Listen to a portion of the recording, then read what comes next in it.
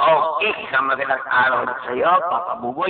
Ako nga po pala ulit si Dave ng Kakwentuhan TV at sasagot lang po ako sa topic na binigay mo ngayong araw. Ito yung topic mo. Kung mabubuhay ka noong unang panahon, saan ito at bakit?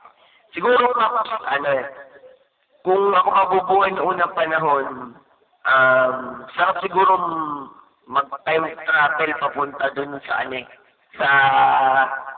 panahon ni Moises. Sarap kaya makakita ng hinahating dagat. Kasi doon sa iba, kung sinasabi ng mga iba natin listeners na gusto nilang pumunta doon sa panahon ni Moises para mag-selfie. Ako naman, bilang minsan mahilig sa video, kumuha ng video.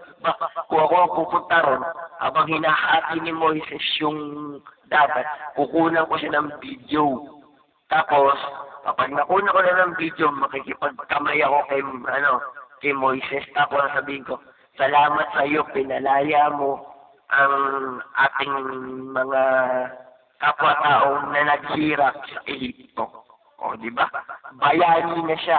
Kung noon, sa panulat pa lang, bayani na siya. Lalo pa kaya kung nauna ko siya ng video. O, di ba? Ganda yun. Balita yun. Boom na boom. Di ba, Papa?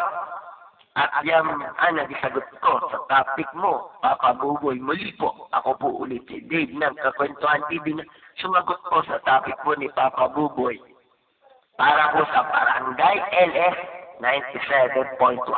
Tugs, tugs, tuga na. Ingat palagi.